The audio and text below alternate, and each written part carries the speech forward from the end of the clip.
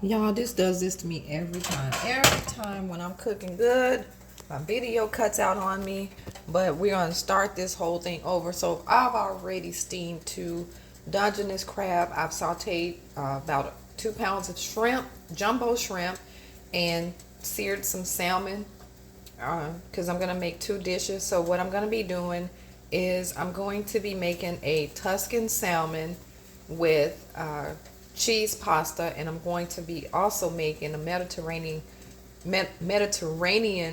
seafood stew with a twist on it. So I have my water boiling here that I already had like my shrimp stock in. I peeled my shrimp and added those to my water. So right now what I'm going to do in this same water, I took out my Dungeness crab, so I'm going to add in about 5 to 6 bay leaves in here, and I'm going to also add in about 6 ears of corn. These are the small ones. And in this pot here, you can see where I already have like, I guess this was a cup and a half of rice that I cooked. So this is already finished cooking.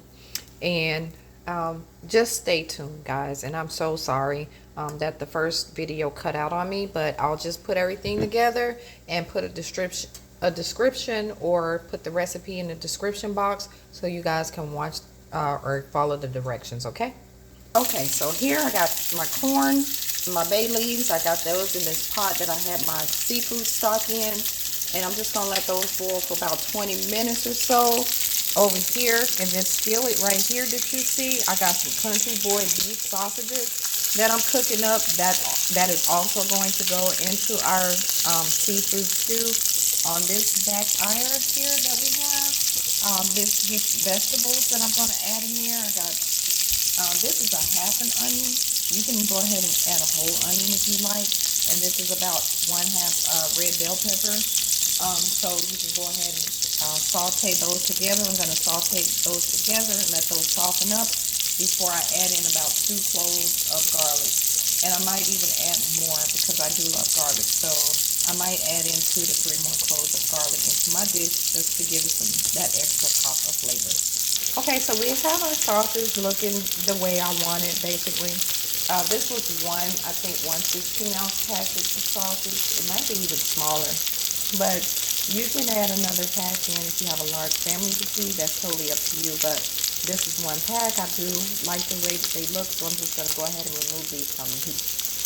So as you can see, I've removed my sausage. And so now the next thing we're gonna do, I got 2 lobster tails that I have cut in half. So I'm just gonna, and I did season these up because like I said, I want everything to have flavor. And so I am cooking them one at a time. Feel free to, if you don't want to season yours, or if you just want to add it straight to your pot, you can do that as well. But I like seasoning and I like flavor, so okay.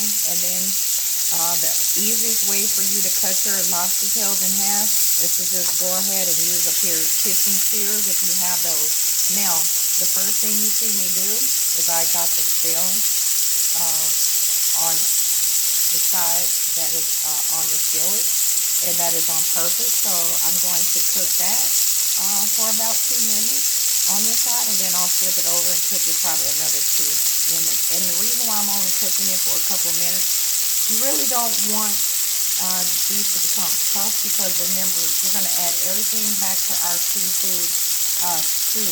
Okay, so it's going to be added to a pot with some fish stock, and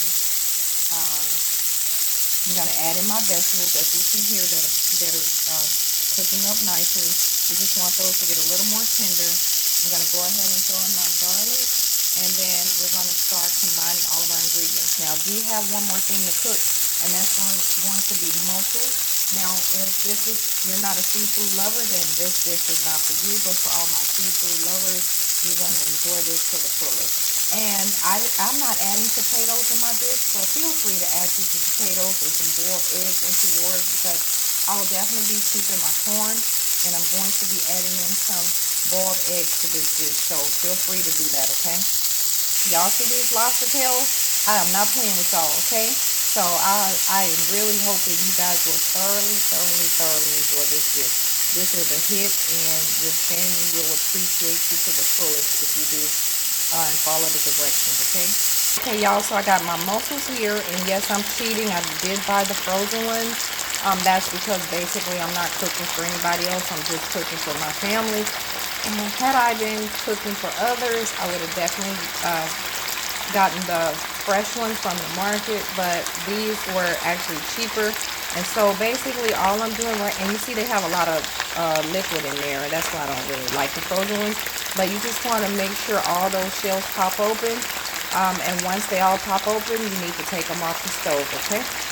Okay, so back in this pot, you guys, I have added in a half a stick of butter. I added in those sauteed vegetables, the onion, the red bell pepper, and the garlic. And right now I'm going to sprinkle in a bit of saffron. This is like a very expensive spice, but it packs a bunch of flavor. You don't need that much. And it's pretty expensive, so it's up to you if you want to add it or not.